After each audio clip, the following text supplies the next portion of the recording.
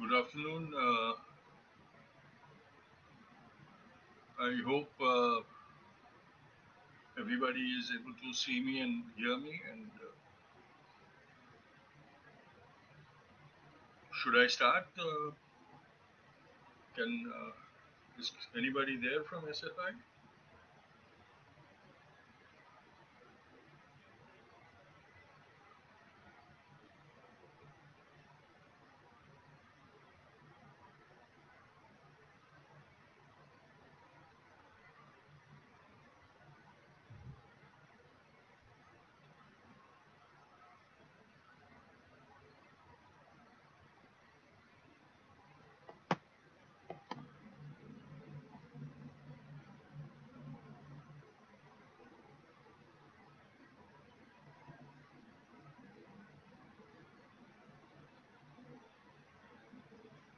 So good afternoon, everybody. I assume that we are live now, and that all of you can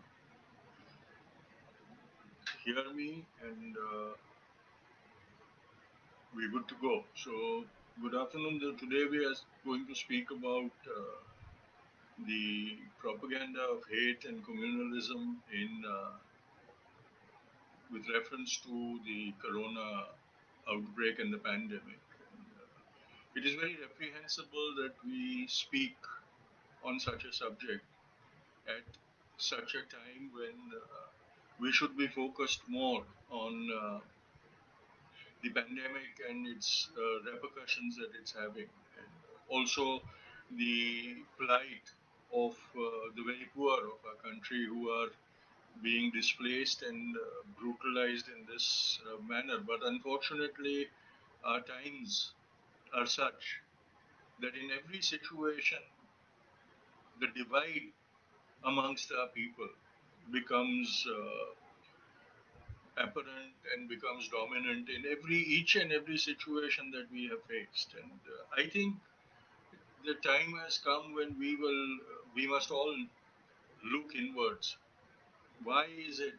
What is the weakness within us that is causing this situation amongst us, this divide, this hate, this prejudice within us? And I, for one, have come to the conclusion that we are a divisive lot. We are not, as human beings and as a society, we are not inclusive, we are not compassionate.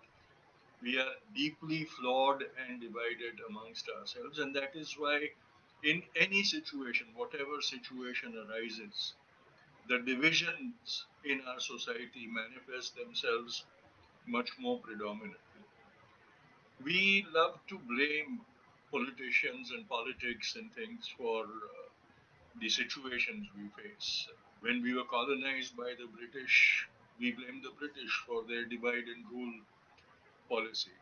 Ever since independence, we are more divided than the British ever were managed to divide us, because during the British times also, at times of need and crisis, we united and we fought the British unitedly. And finally, what defeated the British was our unity and the strength that it brought to us, the moral strength that it brought to us. At that time, we had the leadership of Bapu, and so it was, we had a rallying force to unite under, and we did unite. Today, we don't even see that unity happening. We see divisiveness because we've divided everything. And it's not only based on religion, but it is based on each and every facet that could create divisions amongst us. And somebody says that my voice is low. Is there anything I can do about it? I'm sorry, I'm a bit technologically challenged, so you will have to bear with me. I'll try my best, speak louder. So, as I was saying, today, unfortunately, we don't have that leadership, but we have to introspect and find out, why is it that we are divided so easily? Why is it that we are so prejudiced against each other? Be it religion, be it caste, be it gender, be it economic strata, be, be it regionality, each and every thing that can create barriers is creating barriers within us, and we are breaking up into fragments. The British, when they were giving independence, had given us a few years before we would fragmentize and balkanize and break up and not last as a nation. We did manage to last as a nation for 70 years, but what is the nation if we are not united? If, as a human community, we are not united, how do we even claim to be a nation? Is it just a piece of land which has clearly defined borders, or is it a national flag under which we claim that we are a nation? Or is it the Constitution of India which we have adopted, which gives us the identity of nation? Where are the bonds within us? And today, if at all we have to think about it, I think the time has come when we have to look into a mirror. You know, when we were children, we used to go to those fairs and things, and there used to always be a gallery where they would have all the mirrors with distortions. In some mirrors, you look thin and tall, in some mirrors, you look fat and dwarfed, some mirrors, you were warped up and all that.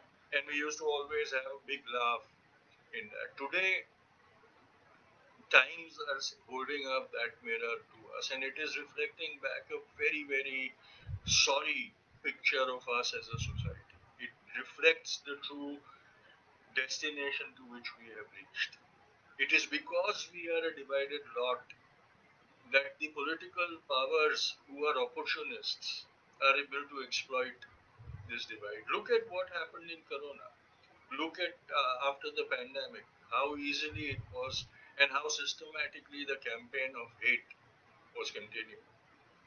A particular community was identified as the saboteur and the irresponsible community, and we all accepted that allegation and started blaming that community. A particular community was targeted to be boycotted, and we silently accepted the diktat and started allowing people to practice it. It is our own actions that has emboldened them, those who want to exploit the divisions within us, to be to create a more divisive society, more divided society. We are to be blamed for that. We have not stood up for our beliefs. We have not stood up for each other. It has always been, when CA was happening, it was a Muslim problem. When Kashmir was happening, it was a Kashmiri problem. We never ever stood up as a people. A few of us did, but a few of us don't matter, as we are so marginalized today. And the lunatic fringe, which we used to always discredit, saying it doesn't matter, has taken center stage and dominated us, and the whole society has fallen prey to that, and we have been marginalized completely. We speak to one another. Even today, I speak to people who I don't need to convince. They are already there. Just the fact that they are listening into me is because they believe in what I'm saying. And so I am actually wasting time talking to all of you. This dialogue needs to go out onto the streets. It needs to go out into the society, and it has to counter the campaign of hate as vociferously. But what do we do? How do we counter the campaign of hate? With anger, with more hatred, because we hate the haters. And that compounds the hate even more. Communalism is the same. Unless we are able to show them the error of their ways through reality and truth, we are just creating one more division of us and them. And this is what we must guard against. We have been, even I am guilty about it. On social media, I have spewed a lot of hatred against the haters, which has only compounded the hate and created more hate and animus and a sense of being sinned against, then resolved the issue of it. So we have to start thinking anew. A revolution needs to happen. The government needs to be brought to its senses and made to understand that hatred in any form is not acceptable. And patronized hatred definitely is not acceptable. COVID has shown us the fact that those who are spreading the campaign of hate are being given a clean field, no hindrances. Even the powers that be are not acting against those who are very actively and insidiously carrying out a campaign of hatred. And so we feel that we are hemmed in. But the government is the government of the people. It has to be for the people. It's not by the people. That's unfortunate, but it has to be for the people. And we have to make it understand that that is their, I'm sorry, that is their duty towards this nation. But remember one thing, today the government is not a responsible government. India has ceased to have responsible government for a long time. It doesn't care for the common people, it cares for a few. It has been governments of cronies, and now you see the government for cronies in action full fledged. Where forget about communalism, forget about the campaign of hate. We are at the moment witnessing one of the greatest exodus, a panic stricken, desperate exodus from our metros of the working population that keeps our society going, that keeps our economy going. And is the government doing anything for them? The shameful thing is that the Supreme Court has to lay down orders, give orders, pass strictures, and make it compulsory for the government to perform, which should have been their duty. And here we are sitting and discussing communalism. What about the fact that we are alienating such a huge, big uh, section of our own society? How are we going to bring them back into the folds of nationhood and our society? How do we make them believe that they are equally wanted?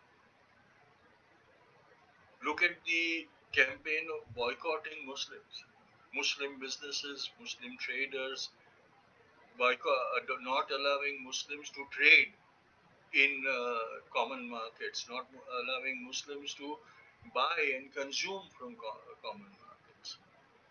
How does it make this society look healthy and good? And what have we done for that? How have we responded to that? When Hindu flags are flown from shops to indicate that Muslims are not welcome from that, what has the state done to redress that? Have we done to redress that fact? To give assurance to a community that rightfully feels persecuted and unwanted, that they are, in a sense, as justified in treating this as their nation as we are. They have the same rights over this nation, over this society, and they are equal citizens of this nation. We must, we have to now start working in society, not amongst ourselves, but in society. Work to set things right. Bapu is blamed. His murderers and the ideology that murdered Bapu blames him for for his initiative of the Khilafat movement, where he tried to bring the Muslim community, which had been very successfully alienated at that time by the British, from the fledgling movement for freedom. And Bapu realized that we had to give them a certain assurance to bring them into the fold. Before Bapu, Lokmanya Tilak realized, and he was willing to give the Muslim community disproportionate representation in the local councils, in the legislative council, just to give them assurance that being a minority will not mean that they will lose their voice in the equation of power. Bapu gave them moral identity by joining a cause which had nothing to do with India. It was about the reinstatement of the Caliph as the guardian and protector of Mecca and Medina.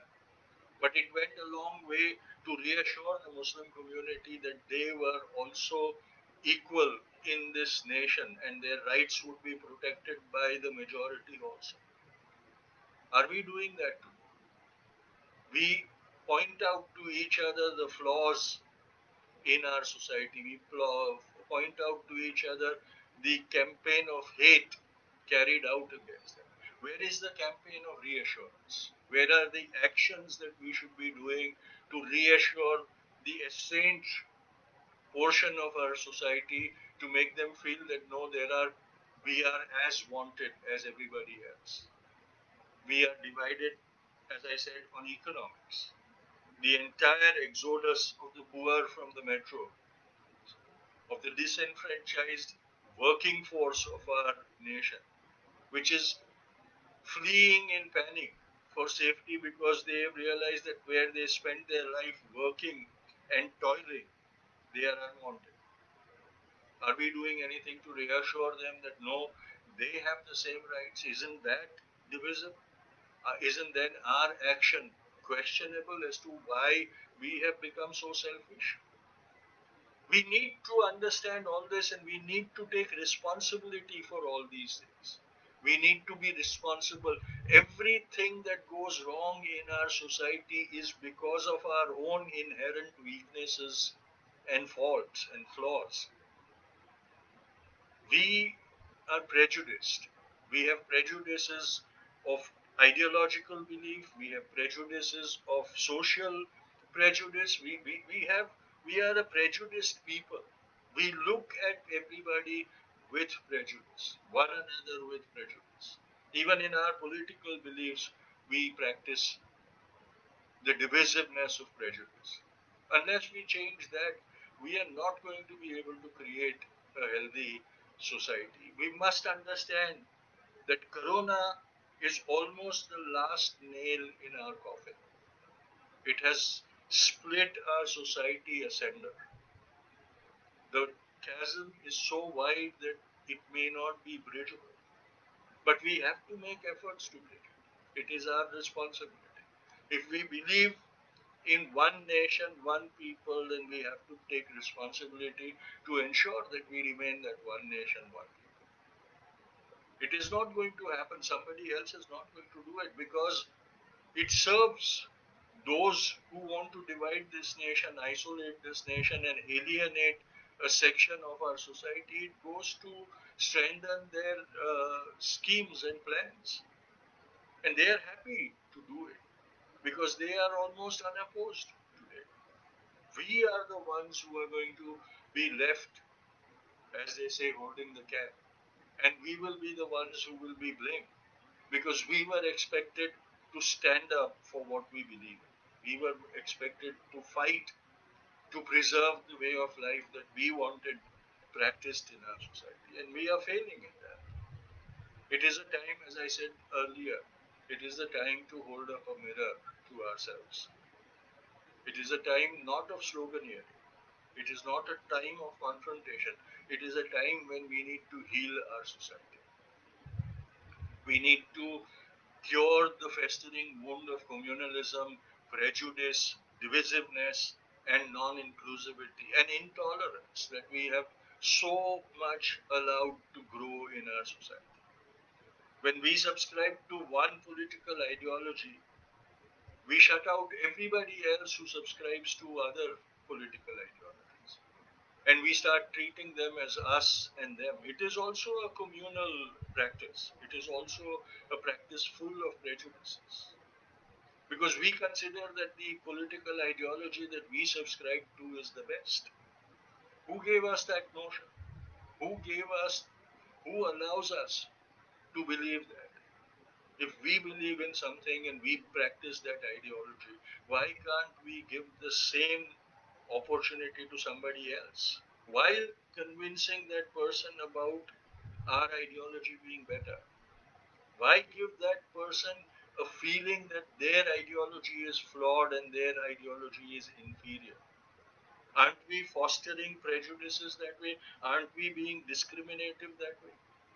We must think about all this. Compassion is not a one way street. Compassion also does not mean pity. Compassion means respect. Compassion means understanding. That is, those are the cornerstones on which Bapu built the entire structure of his belief.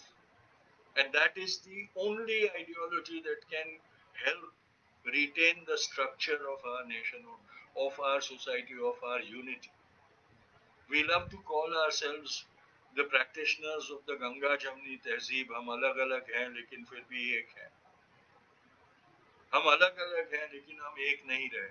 हम but चुके हैं. जितनी खेमों में हमें बांटा जा सकता था उन सब खेमों में हम बट चुके हैं. We are divided to such a great extent that we are almost isolated now. We're becoming a society of islands, individuals, not of a united group of people, not of a united nation. And that is not just an Indian phenomenon. Look at what is happening in the US today. Look at how divisive that society has become. Look at what has the campaign of hatred that has been patronized in the US done to that society today. Look at the sense of being in siege that is growing in that society. We are not far away from that. The fact is that the oppressed and the exploited lot have still not realized their strength. And that is where we are being able to be safe in our homes. The day they realize their strength and the day they start abusing that strength, this nation will cease to exist. And that is what we should all be worried about. Politicians are worried about their power politics. And they will only do as much to ensure that they displace somebody else and grab the power for themselves. They are not bothered about what happens to the people, they're not bothered about what happens to the nation. That is their key to survival. There will be a handful of compassionate politicians who might think outside, but even then, at one point of time, they are slaves of their power politics, of the electoral politics, and they have to finally succumb to the expectations of electoral gains. We have to bring them onto the moral path. We have to bring them onto the right path, the path which is sustainable.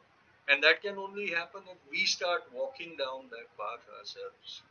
We become the torch bearers of that ideology. We become the examples of that ideology in practice. Be the change you wish to see in this world.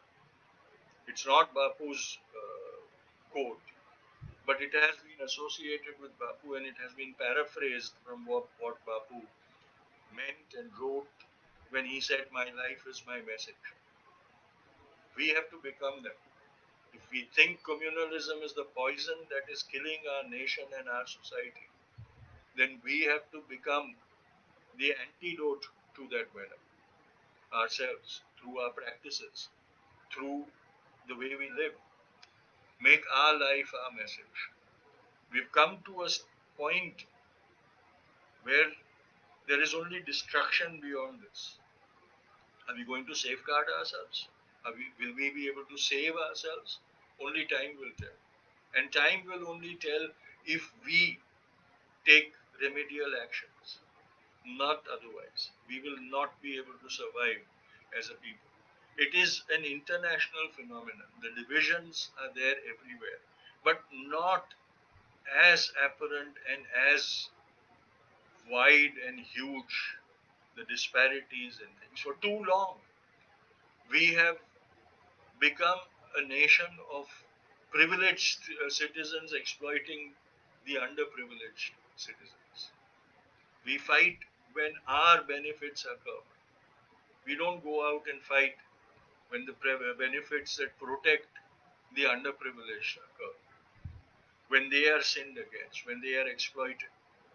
If it matters to me, I stand up. If it concerns me, I stand up.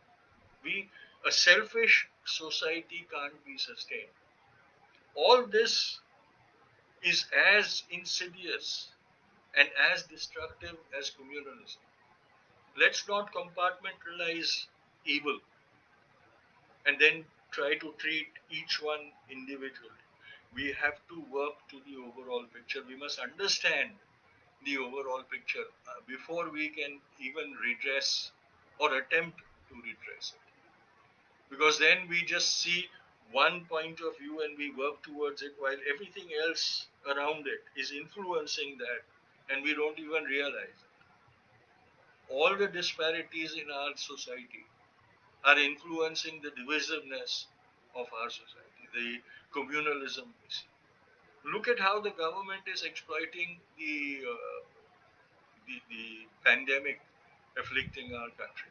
Silently, it is persecuting students who were standing up and opposing the government's policies, and we are all silent about it. Look at what is happening to students in Delhi and in the rest of India, of Jamia Millia and DU and JNU and all those, Aligarh Muslim University, and all those universities where students stood up against the CAA, NRC, NPR attempts at subverting our constitution and our democracy. They are being persecuted, they're being locked up, they're not being given the chance to defend themselves. If this is not dictatorship, what is dictatorship? And yet we are confining ourselves to talk about communalism, as if communalism is the only poison that is killing this nation today. Dictatorship has come in through the back door, and we have allowed it to establish itself. We have not stood up vociferously. When they subverted Kashmir, we remained silent. When they tried to subvert the constitution, we have remained silent. When they persecute those who raise their voice, we have remained silent. And yet we feel that we are so much more responsible to talk about communalism. What good is communalism or talking about communalism going to do to us if democracy itself is weakened and subjugated? Where are we going to go then? Are we going to then wake up and fight authoritarian dictatorship? Or isn't it that we must stand up for every issue where we see a nail being hammered into the coffin of democracy? Every time we see that our constitution is being subverted, shouldn't we be standing up and fighting for that? Isn't it our responsibility, if we consider us for being responsible citizens of this democracy, of this nation? We have to start thinking of the larger picture. We cannot fool ourselves into believing that everything else is good if we address this one issue that is troubling our nation. Our nation is under siege. People who have never accepted the idea of India are today very systematically subverting that idea of India that was seen by our founders, the way they visualized India and the India of their dreams. We are allowing that dream to be tarnished. We are allowing that dream to be completely subjugated and subverted. It is, and if one day this new India comes into being, just today, there's been this trend going on about the 6 years of Modi and BJP, and today or yesterday, I don't remember, I tweeted finally on that. And I said that the result of the 6 years is a scary new India. And it is. It is a scary, horrifying, intimidating new India that we have all allowed to happen. We are all responsible for it. They were always, it was their stated mission to subvert the soul of India as our founders had seen.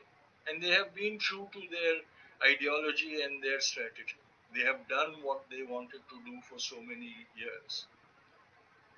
Subvert what India had, the path India had taken for 7 decades in 6 years. And they have been successful even beyond their imagination. But who allowed that to happen? We all allowed that to happen because we focused merely on the apparent communal agenda that they were foisting on us. And we did not realize the subversive ways of subverting the entire society, the fabric, making it moth eaten. And that's what they have done in the 6 years that they have been in power.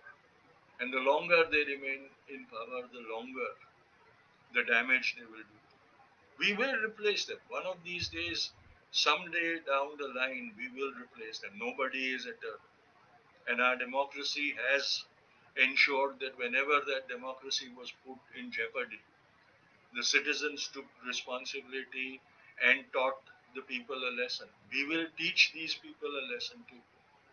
But what must worry us is the damage and the irreparable damage that they will do to the nation and the society by the time we come to replace them. Will we be able to undo that damage at that point of time? Or should we be starting to work while we start work to replace them to also mitigate the damage that they are doing to our nation, to our humanity, to our compassion, to all the belief that we have in the idea of it. This is the greater danger that we face today. The pandemic will go. There have been pandemics down the line in the past. At one time, they've always felt as being the doomsday pandemic. But then we have overcome it. And we will overcome this pandemic also. But the pandemic that we are ignoring, the pandemic of hate, intolerance, and prejudice, that is becoming second nature to our society. We have to work against that. We have to ensure that that is what we overcome if we have to survive as humanity and as a people, as a united nation, as a beacon to society, to the world, to humanity. We point fingers at everybody and boast of our very rich heritage and past and how we were much more civilized than everybody else. Are we civilized today? Do we behave in a civilized manner? Where does our civilization go when a young infant tries to wake up its dead mother, believing that she is just asleep? Where did our civilization go when, out of hunger, a mother was forced to abandon or kill her children? Where was our civilization when such human tragedy was happening and we were still not shaken out of our complacency? And what good is secularism is if that is devoid of compassion? How will we survive without compassion? We can, or maybe we will survive communalism, but can we survive the loss of compassion, the loss of pity, the loss of sensitivity towards the suffering of others? Or will we see the sufferers at them and say that it was their fate to suffer and we should not interfere in that? Because I know that there are a lot of people who believe that suffering in this birth is to atone for the sins of the previous birth, and we should not interfere in that suffering because it is a God ordained affliction. Are we going to delude ourselves under that kind of belief? Are we going to regress into that kind of ideology? This is all a planned strategy to dehumanize us, to make us less compassionate, to make us not feel the grief of the sufferers. That is the greater affliction that we should all be worried about. जो दुखियारों का दुख है उसके वो हम समझना भूल जाएंगे तो फिर हम कभी भी इंसान कहलाने के लायक नहीं रहेंगे. We have to understand that fact. We can only be a society if we live and practice compassion, of equality, of justice for everybody, and respect everyone's right. We will always be different. No two human beings can be the same. We will always have our difference.